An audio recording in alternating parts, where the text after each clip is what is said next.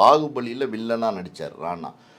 பல்வாள் தேவன் அப்படின்ற அந்த கேரக்டரு கிட்டத்தட்ட பார்த்தீங்கன்னா அவர் ஆல்ரெடி வந்து 6.2 ஹைட்டு. ஆமாம், பயங்கரமாக பாடி பில்ட் பண்ணி 120 கிலோன்னு நினைக்கிறேன். 120 கிலோவுக்கு உடம்பை கொண்டு வந்து சும்மா அப்படி அதாவது பில்டப் பாடின்னு சொல்லுவாங்கள்ல, கட்டுமஸ்தானமான உடம்பு. அந்த கேரக்டர் அவ்வளோ பெரிய பிரம்மாண்டமான படத்துக்கு அந்த வில்லன் வந்து அப்படி ஜெஜாண்டிக்காக இருந்தால் தான் அது நல்லாயிருக்கும். அந்த மாதிரி ஒரு வில்லனாக அந்த படத்தில் நடிச்சிருந்தார். ஸோ அதுக்கப்புறம் எல்லாருக்குமே தெரிஞ்சிச்சு ராணா அப்படின்னும் போது. தமிழ் ரசிகர்கள் கூட ராணானா ரொம்ப தெரிய ஆரம்பிச்சிருச்சு.